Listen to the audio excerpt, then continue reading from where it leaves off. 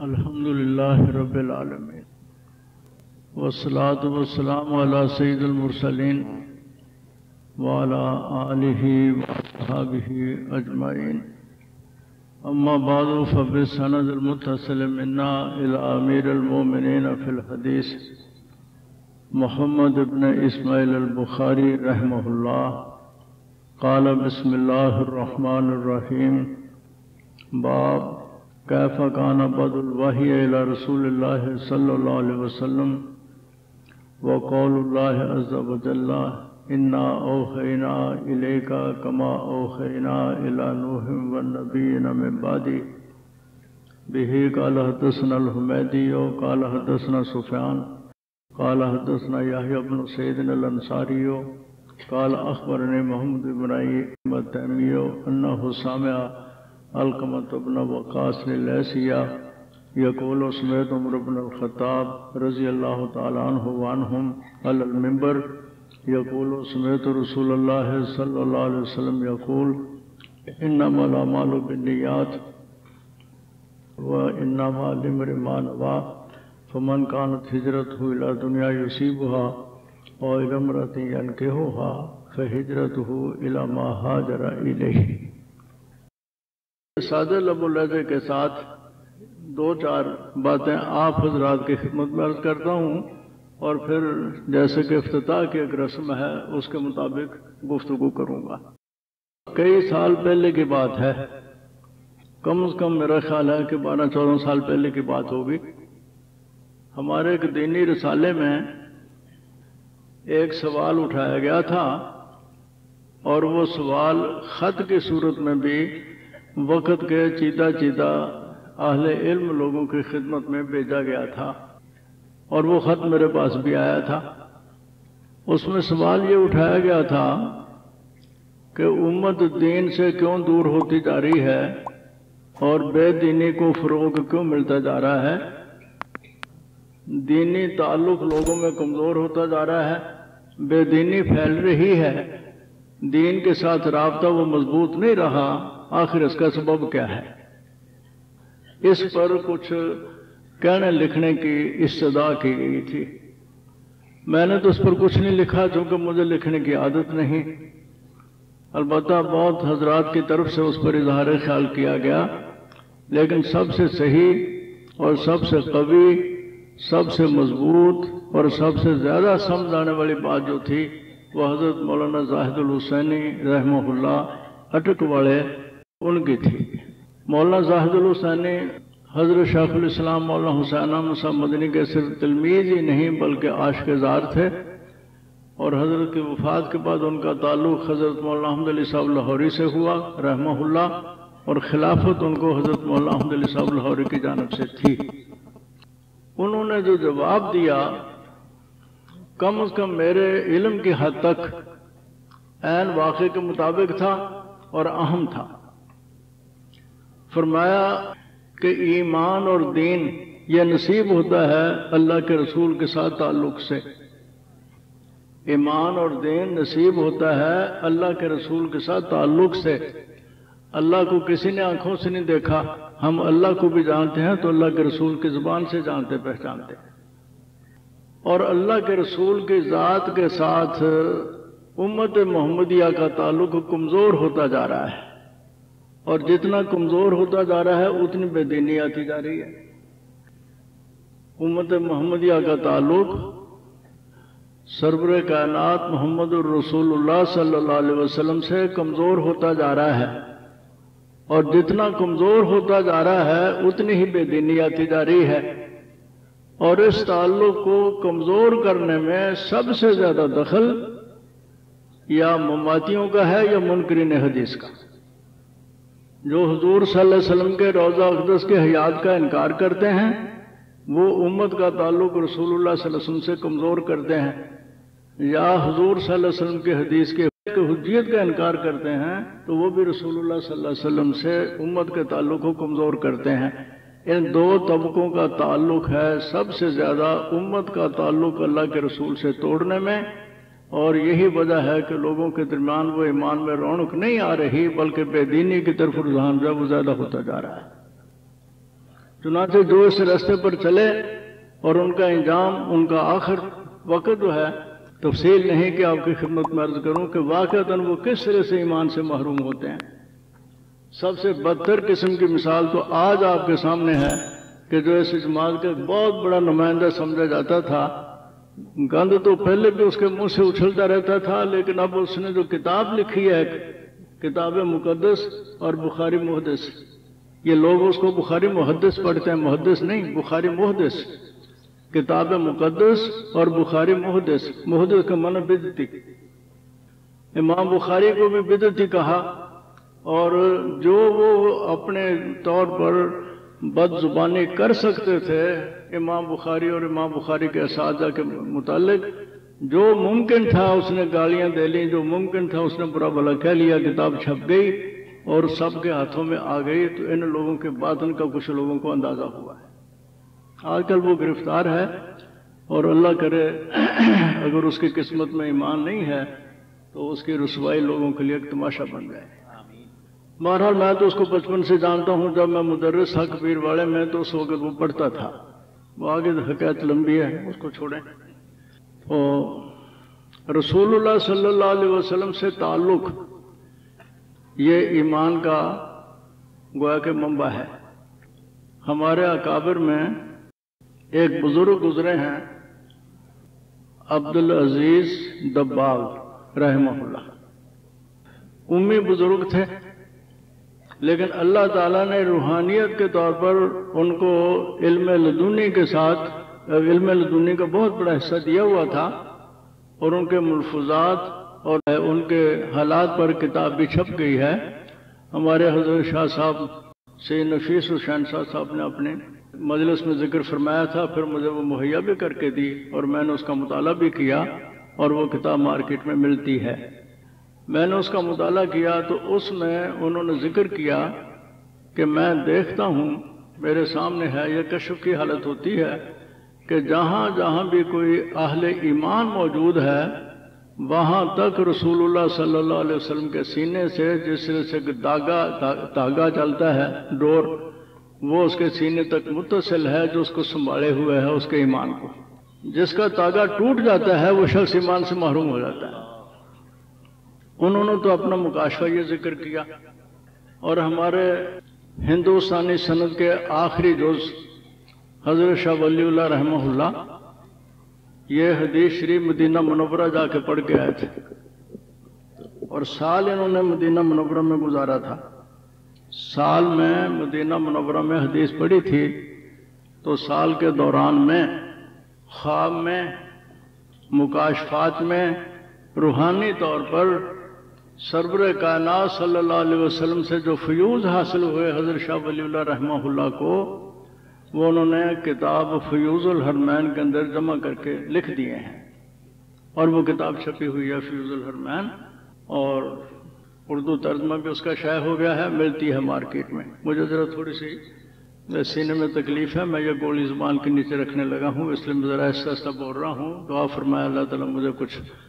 ہمت ہے کچھ کہنے سننے کی۔ بسم اللہ۔ فیوض الحرمین میں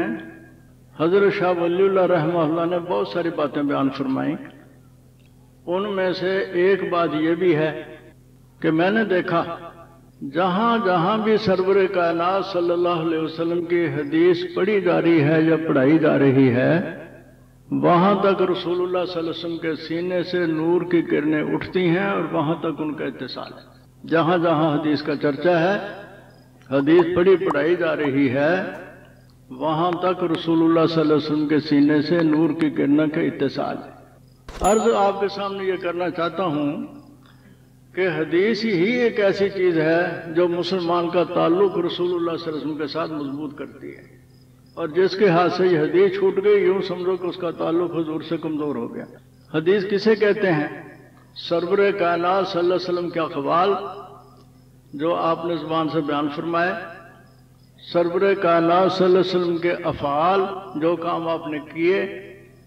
جو کام آپ کے سامنے کیے گئے اور ان پر آپ نے انکار نہیں فرمایا، یہ سارے کے سارا کا مجموعہ، اور پھر اس میں کچھ عموم کر کے سرور کائنات صلی اللہ علیہ وسلم کے ذاتی حالات، آپ کے احوال،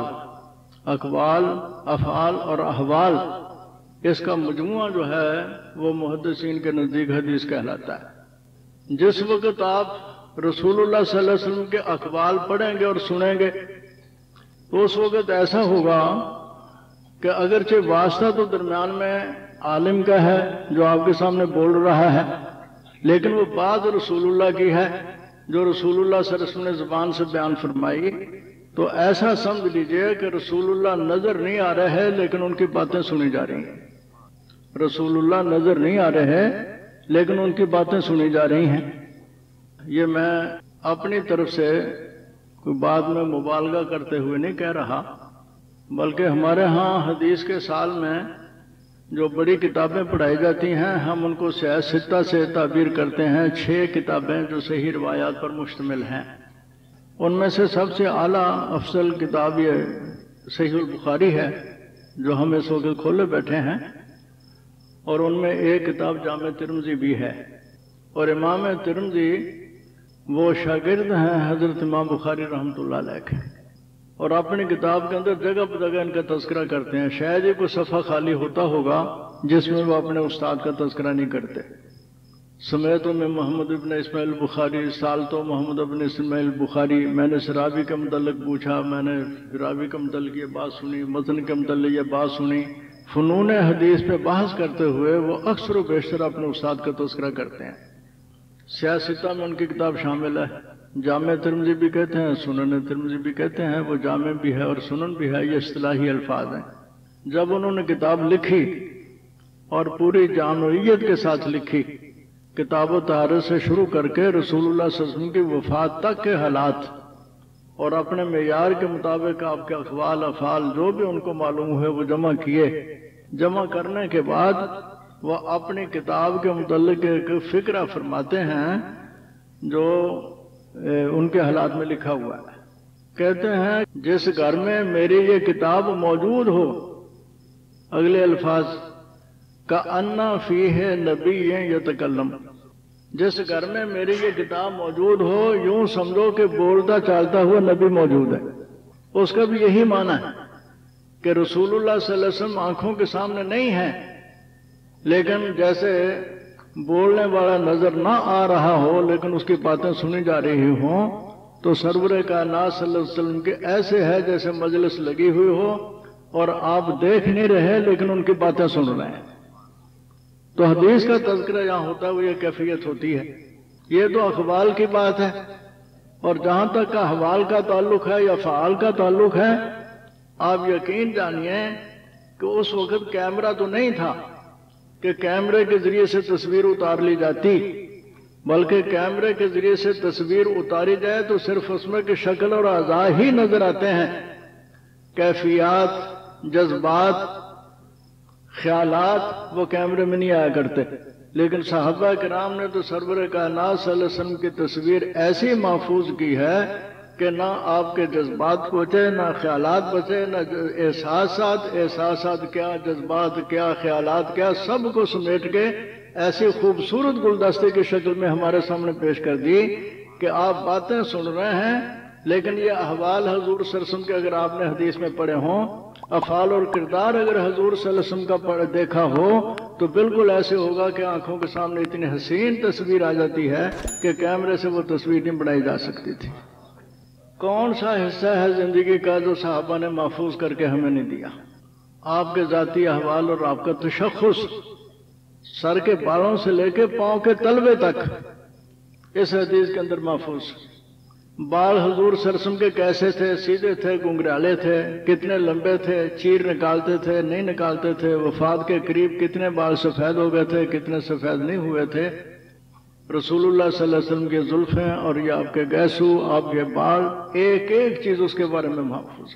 اور حج کے موقع پر آپ نے بال منڈوائے تو صحابہ نے آپس میں بانٹ لیے اور انہوں نے ان بالوں کو محفوظ رکھا۔ آج بھی صحیح سند کے ساتھ کہیں نہ کہیں سرور کائنات صلی اللہ علیہ وسلم کے بال محفوظ ہیں،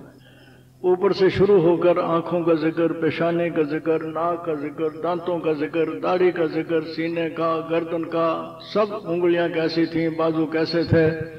پیٹ کتنا تھا، سینے سے آگے نکلا ہوا تھا یا پیچھے ہٹا ہوا تھا یا برابر تھا، سینہ کتنا کشادہ تھا، سب حلیہ بیان کرتے کرتے کرتے کرتے شمائل ترمذی میں آخر روایت میں یہ بھی ہے کہ آپ کے پاؤں کا تلوہ کیسا تھا، کہ رسول اللہ صلی اللہ علیہ وسلم کے تلوے میں گہرائی تھی۔ شمائل ترمذی میں روایت ہے کہ اگر آپ پاؤں رکھتے تھے زمین کے اوپر تو پورا تلوہ زمین کے ساتھ نہیں لگتا تھا، تلوے میں گہرائی تھی۔ بالوں سے ذکر شروع کر کے پاؤں کے تلوے تک ہر چیز کا ذکر کیا۔ اور جہاں تک آپ کے اعمال اور افعال کا تعلق ہے، کون سا زندگی کا شعبہ ہے جس میں حضور صلی اللہ علیہ وسلم کے کردار کو نمایاں نہیں کیا گیا؟ آپ مسجد میں کیسے ہوتے تھے، گھر میں کیسے ہوتے تھے، میدان جنگ میں کیسے ہوتے تھے، جہاد میں آپ نے کیا کیا کیا، راتیں آپ کے کیسے گزرتی تھیں، بیویوں سے کیا معاملہ تھا، بیٹیوں سے کیا معاملہ تھا، امت کے حق میں کیا کچھ کرتے تھے، کیا کچھ کہتے تھے۔ کوئی زندگی کا شعبہ ایسا نہیں جو ان کتابوں کے اندر صحابہ کرام کے ذریعے سے محفوظ نہ ہو گیا ہو۔ تو اب اگر رسول اللہ صلی اللہ علیہ وسلم سے ربط پیدا کرنا چاہیں تو بتاؤ اس کے علاوہ راستہ ہے کون سا؟ یہی حدیث پڑھو گے تو حضور کی نماز سمجھ میں آئے گی کہ حضور نماز کیسے پڑھتے تھے، یہی حدیث پڑھو گے حضور کا وضو سمجھ میں آئے گا کہ وضو کیسے کرتے تھے۔ میں تو کہتا ہوں کہ مدارس کا کوئی اور فائدہ تمہیں سمجھ میں آئے یا نہ آئے، مدارس کا اور پڑھنے پڑھانے کا کوئی اور فائدہ آپ کو سمجھ میں آئے نہ آئے، اس کا آپ انکار نہیں کر سکتے کہ ان مدرسوں نے رسول اللہ صلی اللہ علیہ وسلم کے ساتھ امت کو جوڑا ہوا ہے، رسول اللہ کے ساتھ اس امت کو جوڑا ہوا ہے۔ آج چلتے پھرتے تم آنکھیں کھول کے دیکھا کرو، رسول اللہ صلی اللہ علیہ وسلم کی شکل، آپ کی صورت، آپ کا لباس، اگر کسی جگہ اس کا کوئی تھوڑا بہت نمونہ موجود ہے تو نربی طلبہ کے اندر ہے، مدارس کے طلبہ کے اندر ہے۔ ورنہ صبح صبح دیکھا کرو، جس وقت ہماری نسل سکولوں کی طرف جاری ہوتی ہے، 7-8 سال کے اندر اندر ہم نے اپنے آنکھوں سے دیکھا یہ انقلاب آتا ہوا۔ اتنے اتنے بچوں کے گلے میں ٹائیاں لٹکائی ہوئی ہیں اور ان کو پینٹ اور شرٹ پہنائی ہوئی ہے، جب وہ سارے کے سارے سکولوں کی طرف فوج در فوج جا رہے ہوتے ہیں، کوئی دیکھ کے پہچان نہیں سکتا کہ یہ مسلمان ہے یا نصرانی ہے، عیسائیوں کے بچے ہیں یا مسلمانوں کے ہیں، کوئی شناخت باقی نہیں رہی۔ اور جہاں ہمیں یہ ٹوپیوں والے پگڑی والے نظر آتے ہیں، اونچی شلواروں والے، ہم اندازہ کر لیتے ہیں کہ یہاں کو مدرسہ ہے۔ سڑک پر چلتے چلتے کہیں کہیں جہاں یہ ٹوپیوں والے پگڑیوں والے اونچی شلواروں والے نظر آتے ہیں تو ہم وہاں دیکھ کے اندازہ کر لیتے ہیں کہ یہاں کو مدرسہ ہے، کیوں یہ مدرسے ہے جس نے کوئی اسلامی شکل باقی رکھی، جس نے اسلامی لباس باقی رکھا اور مسلمانوں کا تشخص باقی رکھا ہے۔ ورنہ آپ کے ان سکولوں اور کالجوں نے تو شکلیں مسخ کر کے رکھتی، خاص طور پر 7-8 سال کے دوران میں جو انقلاب آیا ہے، اس نے تو حضور صلی اللہ علیہ وسلم کی امت کا تعلق رسول اللہ صلی اللہ علیہ وسلم کے ساتھ کلیتاً توڑ دیا، کچھ پتہ نہیں چلتا۔ اور یہ بات آج تو کمال کو پہنچی ہوئی ہے، ورنہ اس سے پہلے علامہ اقبال جو خود پر مردہ ہیں سکولوں اور کالجوں کے، اگر ان کے تبصرے آپ پڑھیں گے تو ان کی دانشمندی بھی یہی کہتی ہے کہ تو امت کو نبی سے توڑنے کا ذریعہ ہے سارے کا سارا جو یہ نظام تعلیم چل رہا ہے۔ اور ان کے کتاب میں آپ نے پڑھا ہوگا، یہ مسلمانوں کو کہتے ہیں وضع میں تم ہو نصارہ تو تمدن میں حنود، تو مسلمان ہو جن کو دیکھ کے شرمائے یہود۔ وضع تمہاری شکل صورت و نصرانیوں جیسی ہو گئی، عیسائیوں جیسی، سر کے بال کی بناوٹ ویسے، لباس کی بناوٹ وہ، گلے کے اندر وہی ٹائی لٹکا لی جو پہلے نصرانی اور عیسائی لٹکایا کرتے تھے، مسلمانوں کے بچوں کے گلوں میں بھی لٹکی ہوئی ہے۔ وضع میں تم ہو نصارہ، یہ علامہ اقبال کا شعر ہے۔ وضع میں تم ہو نصارہ تو تمدن میں حنود، رسم و رواج تمہارے سارے ہندوؤں والے ہو گئے، تو مسلمان ہو جن کو دیکھ کے شرمائے یہود، تمہیں دیکھ کے یہود کو شرم آتی ہے، اور سارے کے سارے ہندوؤں والی رسمیں، ہندوؤں والا تجرب، پتنگ اڑائے جا رہے ہیں، روشنیاں اس طرح کی جا رہی ہیں جیسے ہندو دیوالیاں منایا کرتے ہیں، اور پتہ نہیں کون کون سی رسمیں ایسی ہیں جو ہندوؤں سے لی ہم نے اور وہ اس کو اپنائے بیٹھے ہیں، اور شکل صورت سارا برانا سانا جتنا ہے وہ سب نصارہ جیسا ہو گیا، یہ علامہ اقبال کہتا ہے۔ اور اسی کا رونا روتے ہوئے وہ ایک جگہ کہتے ہیں، ہم تو سمجھے تھے کہ لائے گی خوشحالی تعلیم، یہ جو تعلیم آ گئی ہے یہ خوشحالی لائے گی، ہم تو یہ سمجھے تھے، ہم یہ سمجھے تھے کہ لائے گی خوشحالی تعلیم، کیا خبر تھی کہ چلا آئے گا الہاد بھی ساتھ، اس کا تو ہمیں پتہ ہی نہیں تھا کہ اس کو خوشحالی کے ساتھ ساتھ بے دینی بھی آ جائے گی۔ اب خوشحالی تو آئی ہے یا نہیں آئی؟ بے دینی آ گئی۔ ہم تو سمجھے تھے کہ لائے گی خوشحالی تعلیم، کیا خبر تھی کہ چلا آئے گا الہاد بھی ساتھ۔ یہ علامہ اقبال کی بات ہے۔ بہرحال بات لمبی ہو جائے گی اور اتنی ہمت بھی نہیں ہے کہ زیادہ تفصیل سے کچھ عرض کر سکوں۔ یہ اجمالی طور پر آپ جان لیجئے کہ رسول اللہ صلی اللہ علیہ وسلم کے ساتھ امت کو جوڑنا یہ علماء نے باقی رکھا ہے، اور یہ حدیث ہی سب سے بڑا ذریعہ ہے جو حضور صلی اللہ علیہ وسلم سے جوڑتی ہے۔ اس حلیے کو پڑھ لینے کے بعد آپ آنکھیں بند کر لیجئے تو آپ کو حضور صلی اللہ علیہ وسلم کی تصویر اتنی خوبصورت نظر آئے گی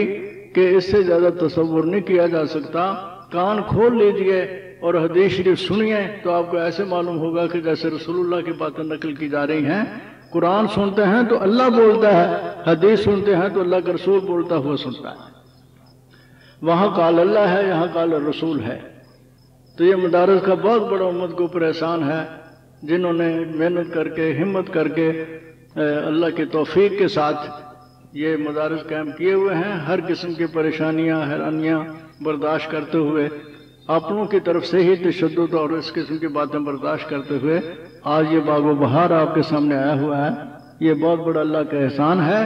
اور یہ مدارس کا ایک بہت بڑا امت کے اوپر احسان ہے۔ ہم سب کو ان کا شکریہ ادا کرنا چاہیے۔ ہمارا دین بے سندہ نہیں، یاد رکھیے۔ ہم اڑتی پھڑتی ہوئی باتوں کو دیکھ کے دین یا عقیدہ نہیں بنایا کرتے۔ ہماری ہر بات جو ہے وہ سند متصل کے ساتھ چلتی ہے۔ سند متصل کا مطلب یہ ہے کہ ہمیں پتہ ہے ہمیں کس نے کہا، اس کو کس نے کہا، اس کو کس نے کہا۔ یہ ہے جس کو ہم سند متصل کے لفظ کے ساتھ ذکر کرتے ہیں۔ طالب علم نے پڑھتے ہوئے بھی یہی کہا بسند المتصل منا الی امیر المومنین فی الحدیث، اور میں نے اپنی زبان سے تبرک ہم تلاوت کی تو میں نے بھی یہی کہا بسند المتصل منا الی امیر المومنین فی الحدیث محمد ابن اسماعیل بخاری۔ یہ سند متصل کیا ہے وہ آپ کو بتاتا ہوں۔ رسول اللہ صلی اللہ علیہ وسلم کی بات نقل کرنے میں جتنے درمیان میں انسان آتے ہیں وہ سند کہلاتے ہیں۔ متصل کا مطلب یہ ہے کہ ہر استاد ہر شخص جو ہے وہ اپنے استاد سے جڑا ہوا ہے اور جڑتے جڑتے حضور صلی اللہ علیہ وسلم تک پہنچے ہوئے ہیں۔ یہ کتاب جو میرے سامنے رکھی ہوئی ہے، یہ کتاب شوال 1374 ہجری 1374 ہجری شوال، یہ شوال مہینہ جو بھی گزرا رمضان شریف کے بعد، یہ مدارس میں تعلیم شروع ہونے کا مہینہ ہے۔ تو شوال 1374 ہجری میں 1374 ہجری شوال، یہ شوال مہینہ جو بھی گزرا رمضان شریف کے بعد، یہ مدارس میں تعلیم شروع ہونے کا مہینہ ہے۔ تو شوال 1374 ہجری میں نے یہ کتاب حضرت مولانا عبدالخالق صاحب رحمۃ اللہ علیہ کے سامنے جامعہ قاسم العلوم ملتان، اس کے اندر اس کا افتتاح کیا اور اس کو پڑھنا شروع کیا، یعنی آج سے 55 سال پہلے۔ 1374 ہجری کہہ رہا ہوں، 1374 ہجری، 24 سال بنتے ہیں پچھلی صدی کے اور 29 سال بنتے ہیں اس صدی کے۔ اور شوال 1375 رجب 1375 میں یہ کتاب اختتام کو پہنچی، اور اس کی جتنی روایات ہیں وہ میں نے استاد کے سامنے بیٹھ کے یا خود پڑھی یا استاد کی زبان سے سنی یا استاد کے سامنے پڑھی گئی، اور میں بھی مجلس میں موجود تھا، اور اپنی یادداشت کے طور پر ہمیشہ بتاتا ہوا آ رہا ہوں کہ اللہ کا لاکھ لاکھ شکر ہے کہ میں نے اس کتاب کا کوئی سبق ناغہ نہیں کیا، بلکہ ہر سبق میں نے استاد کے سامنے بیٹھ کے پڑھا۔ تو یہ میرا اتصال اپنے استاد کے ساتھ، میں نے علم ان سے لیا اور یہ اتصال ہے ہمارا۔ حضرت مولانا عبدالخالق صاحب رحمۃ اللہ علیہ نے یہ کتاب دیوبند میں پڑھی تھی، حضرت مولانا محمد انور شاہ صاحب کشمیری رحمۃ اللہ علیہ سے دیوبند میں پڑھی، ان کا اتصال ان کے ساتھ۔ اور حضرت مولانا محمد انور شاہ صاحب کشمیری رحمۃ اللہ علیہ نے یہ کتاب دیوبند میں حضرت شیخ الہند محمود حسن دیوبندی المعروف بشیخ الہند، انہوں نے یہ کتاب ان سے پڑھی، ان کا اتصال ان کے ساتھ۔ حضرت شیخ الہند رحمۃ اللہ علیہ انہوں نے یہ کتاب مولانا محمد قاسم نانوتوی رحمۃ اللہ علیہ سے پڑھی، ان کا ان کے ساتھ اتصال۔ مولانا محمد قاسم نانوتوی رحمۃ اللہ علیہ نے یہ کتاب اپنے استاد شاہ عبدالغنی محدث دہلوی سے پڑھی، ان کا ان کے ساتھ اتصال۔ شاہ عبدالغنی محدث دہلوی رحمۃ اللہ علیہ نے یہ کتاب اپنے استاد شاہ محمد اسحاق رحمۃ اللہ علیہ سے پڑھی، ان کا ان کے ساتھ اتصال۔ شاہ محمد اسحاق رحمہ اللہ نے یہ کتاب اپنے نانا شاہ عبدالعزیز محدث دہلوی سے پڑھی، ان کا اتصال، اور شاہ عبدالعزیز محدث دہلوی نے یہ کتاب اپنے والد مکرم شاہ ولی اللہ سے پڑھی، ان کے ساتھ اتصال۔ یہ ہے ہمارے ہندوستان کی سند۔ اور پہلے میں نے عرض کیا آپ کے سامنے کہ حضرت شاہ ولی اللہ مدینہ منورہ میں جا کے حدیث پڑھ کے آئے تھے، یہاں سے ہماری سند جو ہے وہ پھر مدینہ منورہ چلی جاتی ہے، اور میرے سے شاہ ولی اللہ ہیں 8ویں نمبر پر، اور شاہ ولی اللہ اور امام بخاری کے درمیان میں ہے 14 واسطے۔ یہ مقدمہ بخاری کے شروع میں یہ ساری تفصیل لکھی ہوئی ہے، 14 واسطے ہیں شاہ ولی اللہ اور امام بخاری کے درمیان میں۔ تو میرے شمار کرتے ہوئے 8ویں نمبر پر ہیں شاہ ولی اللہ، اور ان کے بعد 14 واسطے درمیان، 8 اور 14 ہو گئے 22، 23ویں نمبر پر ہیں امام بخاری رحمہ اللہ۔ امام بخاری نے آگے ہر بات کی سند تفصیل کے ساتھ بیان کی، اور اس کتاب میں 22 روایتیں ایسی ہیں جن کو ثلاثیات کہا جاتا ہے، اور ثلاثیات کا مطلب یہ ہے کہ مؤلف اور رسول اللہ کے درمیان میں صرف 3 واسطے۔ پہلے ثلاثی اول الثلاثیات یہ کتاب العلم میں آئے گی صحیح بخاری میں، جہاں امام بخاری اپنا استاد ذکر کریں گے مکی بن ابراہیم، مکی بن ابراہیم کا استاد یزید بن ابی عبید، اور یزید بن ابی عبید کا استاد سلمۃ بن الاخوہ، یہ 3 راوی درمیان میں ہے۔ سلمۃ بن الاخوہ کہتے ہیں قال رسول اللہ صلی اللہ علیہ وسلم من تقبل علی ما لم اقل فلیتبوا مقعدہ من النار، جو میرے متعلق ایسی بات کہہ دے جو میں نے نہ کہی ہو، وہ اپنا ٹھکانہ جہنم میں بنا لے۔ یہ ثلاثیات میں سے پہلی روایت ہے جس میں 3 واسطے ہیں۔ 23ویں نمبر پہ امام بخاری تھے، اور اوپر 3 واسطے آ گئے مکی بن ابراہیم، یزید بن ابی عبید اور سلمۃ بن الاخوہ، 23 اور 3 26۔ 27ویں نمبر پر آ گیا رسول اللہ صلی اللہ علیہ وسلم۔ تو رسول اللہ کے درمیان اور میرے درمیان گویا کہ 26 واسطے ہیں سند متصل کے ساتھ، جس سے یہ علم ہماری طرف منتقل ہوتا ہوا ہے۔ کوئی اس میں نہیں دخل کسی حکایت بازی کا، کسی قصے کہانی کا، کسی ادھر ادھر سے درمیان میں بات کا کوئی دخل نہیں۔ متصل سند کے ساتھ ہم اس علم کو لیتے آ رہے ہیں اور آگے دیتے جا رہے ہیں۔ اس طرح سے ہمارا دین یہ سارے کا سارا خالص ہے۔ تو ثلاثیات کے اعتبار سے 27ویں نمبر پہ رسول اللہ صلی اللہ علیہ وسلم ہوئے۔ امام بخاری اور رسول اللہ کے درمیان میں 3 واسطے ہیں، اور یہ پہلی روایت جو پڑھی ہے اس میں امام بخاری اور حضور صلی اللہ علیہ وسلم کے درمیان میں 6 واسطے ہیں۔ یہ عبارت جس طرح سے پڑھی گئی تھی، پہلے استاد الحمیدی،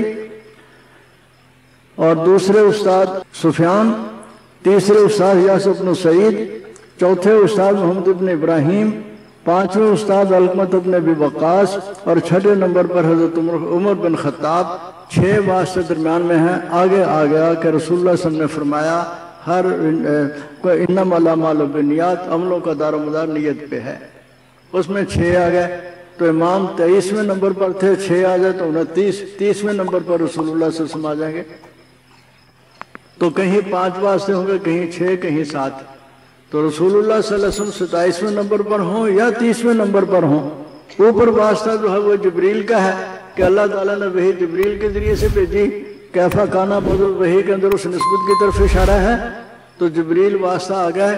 تو 28ویں نمبر پہ جبریل ہیں، اور آگے پھر آپ کو پتہ ہے کہ اللہ تعالیٰ ہے۔ تو اللہ کا دین ہم تک اس سند متصل کے ساتھ ہے جو ہم لیتے ہوئے آ رہے ہیں۔ اللہ سے علم لے کے جبریل آئے، جبریل نے رسول اللہ صلی اللہ علیہ وسلم کو دیا، اور رسول اللہ صلی اللہ علیہ وسلم تک ہمیں ان رجال کی وساطت کے ساتھ یہ سارا کتاب کے علم جو ہے وہ حاصل ہوا۔ تو صحیح بخاری کی جو سند ہے میری وہ یہی ہے۔ حضرت مولانا عبدالخالق صاحب میرے استاد ہیں، اور جامع ترمذی بھی میں نے انہی سے پڑھی تھی، یہ طالب علموں کے لیے بات ہے۔ جامع ترمذی میں بھی میرے استاد وہی ہیں۔ تو مسلم شریف میں نے حضرت مفتی محمود صاحب رحمۃ اللہ علیہ سے پڑھی تھی، اسی سال ہی اپنے قاسم علوم میں۔ مفتی صاحب مسلم شریف پڑھایا کرتے تھے، اور حضرت مولانا عبدالخالق صاحب یہ صدر مدرس تھے، یعنی مفتی صاحب دوسرے نمبر پر تھے، اول نمبر پر حضرت مولانا عبدالخالق صاحب تھے۔ یہ دونوں بڑی کتابیں وہ پڑھایا کرتے تھے۔ اور یہ سنن ابی داؤد یہ ہم نے پڑھی تھی حضرت مولانا علی محمد صاحب رحمۃ اللہ علیہ، جو بعد میں کبیر والے میں شیخ الحدیث بھی ہوئے اور محتم بھی ہوئے، وہ سنن ابی داؤد میں میرے استاد ہیں۔ اور وہ حضرت مدنی رحمۃ شیخ الاسلام مولانا حسین صاحب مدنی کے شاگرد تھے، دیوبند سے پڑھ کے آئے تھے۔ سنن نسائی، سنن ابن ماجہ، یہ مولانا محمد ابراہیم صاحب توسوی تھے جو بعد میں خانپور میں شیخ الحدیث رہے ساری زندگی، ابھی 3-4 سال پہلے ان کی وفات ہوئی ہے،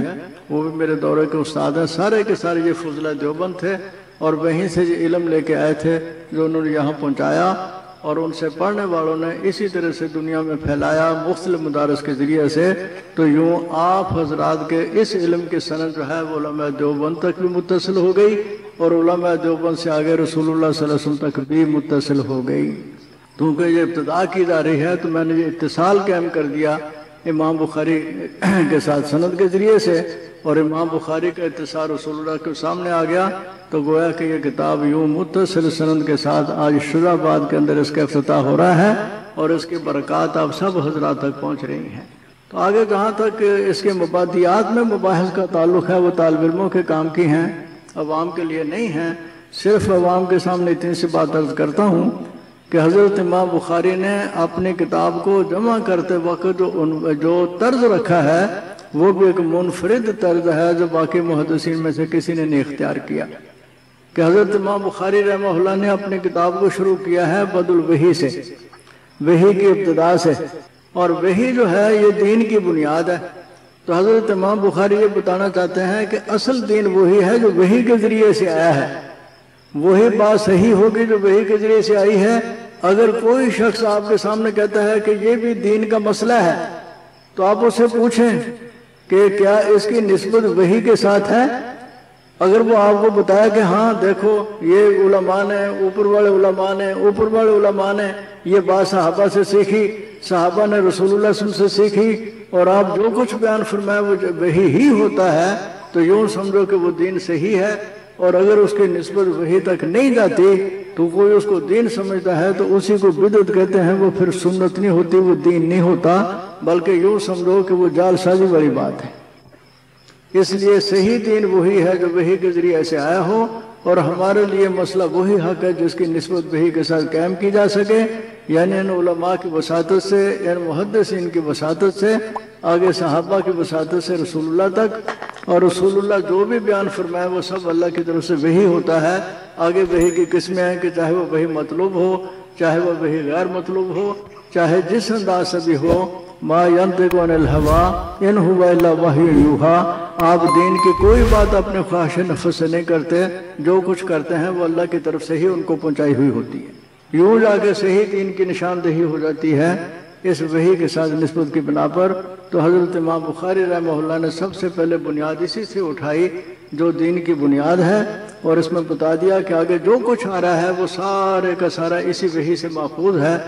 تو ابتدا سے حالات اس کے ذکر کرنے شروع کیے ہیں۔ اس طرح سے امام بخاری رحمہ اللہ کی کتاب کی بنیاد بہت مضبوط بنیاد ہے اور بہت اچھی ہے، کہ بتا دیا کہ کوئی رسم ہو، کوئی رواج ہو، یہ دیکھو کہ اس کی نسبت وحی کے ساتھ ہے یا نہیں۔ اگر وحی کے ساتھ ہوگی تو وہ دین ہے، اگر وحی کے ساتھ نہیں ہے تو وہ دین نہیں ہے۔